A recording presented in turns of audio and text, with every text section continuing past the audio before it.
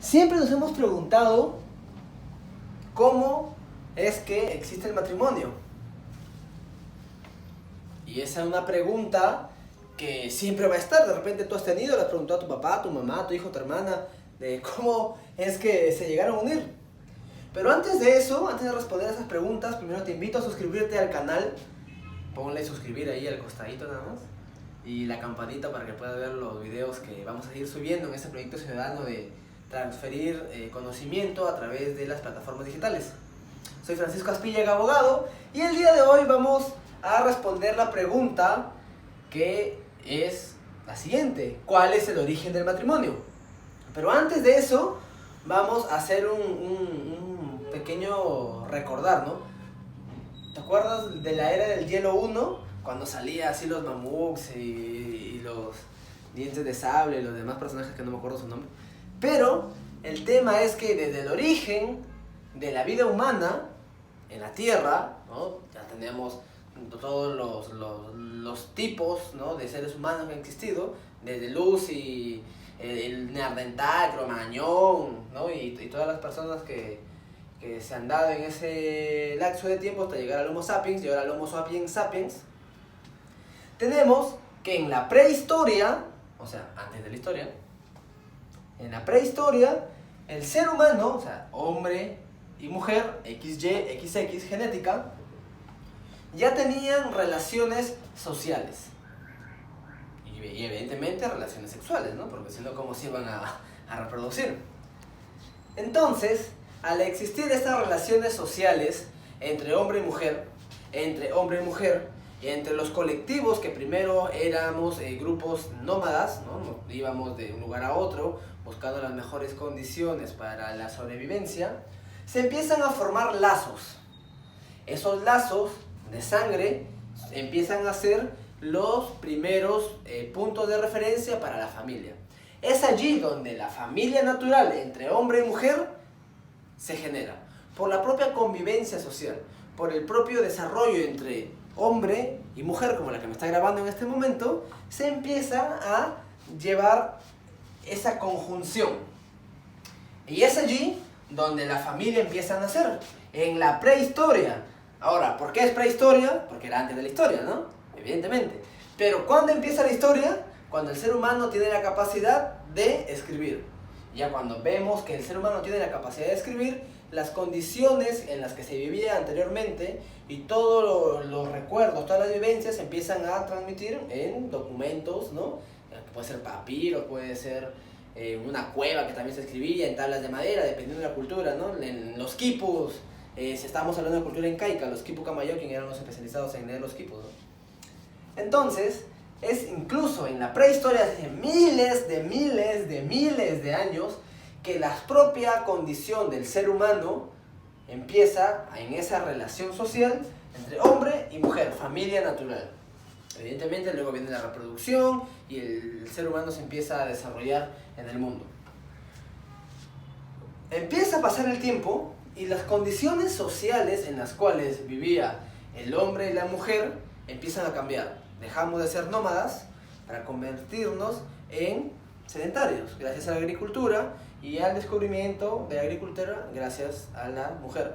Vamos a hacer un paréntesis allí a lo que vamos a tocar en este rato, ¿no? Tradicionalmente, o en la época, el hombre se iba a la casa, ¿no? A cazar. Antes cazábamos mamuts, ahora tenemos fotos de perrito con lengua afuera. Y la mujer lo que hacía era dedicarse a las labores propias del asentamiento.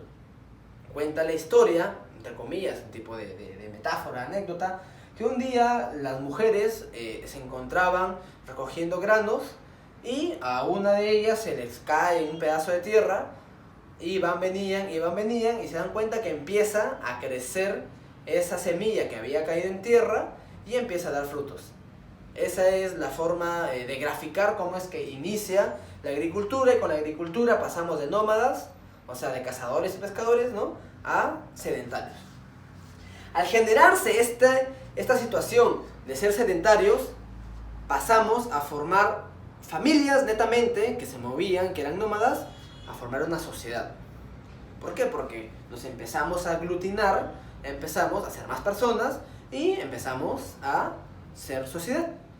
Y luego va pasando el tiempo, ¿no? Y como sociedad ya nos convertimos en un estado, que luego voy a sacar un video sobre qué es el estado, pero volvemos a este punto. Entonces, como el hombre tradicionalmente, y en muchas culturas siempre se había visto como el ser más fuerte y de dominación, porque eso es algo cierto, también en algunos lugares estaba la mujer, pero sobre todo el hombre, es que se empieza a generar una situación de asimetría de poder. Y es aquí donde nace el matrimonio. O sea, mucha gente piensa que el matrimonio es una cuestión netamente religiosa. O sea, la gente piensa que el matrimonio es cuestión de una invención del cristianismo o del catolicismo. Y la verdad es que no es así. El matrimonio, si queremos remontarnos a las fuentes jurídicas, nace para darle una protección a la mujer. Por eso es matrimonio, a diferencia del patrimonio. Estamos acá hablando ya netamente de derecho romano, jurídico romano. El patrimonio eran todos los bienes que formaban parte de la propiedad del pater familias, que era el hombre de la casa, ¿no? Patrimonio, no quiero entrar a mucha especificación, pero entiéndase en forma general. Mientras que el matrimonio, que sí existía previamente, ¿ya? De repente no con este nombre, pero sí existía, solamente en un comienzo, al ser un fenómeno social que generaba la familia, se llevaba lo que se conoce como matrimonio natural. Es decir, un hombre con una mujer se unían, tenían convivencia de pareja, tenían hijos y desarrollaban conjuntamente su hogar, y eso era el matrimonio natural que estaba regulado solamente por una cuestión social.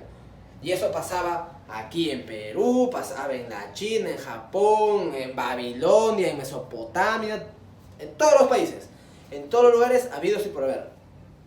Luego, conforme va pasando el tiempo, el ser humano empieza a evolucionar y el matrimonio, que tenía un carácter netamente social, un matrimonio natural, empieza a tener un carisma religioso. Al adquirir un carisma religioso, y ojo que carisma religioso no solamente es católico cristiano, sino también regresamos a los griegos y a los romanos, y se casaban también de forma religiosa. Los vikingos se casaban también según sus dioses, según Thor, Freya, Odín. Entonces, los egipcios también.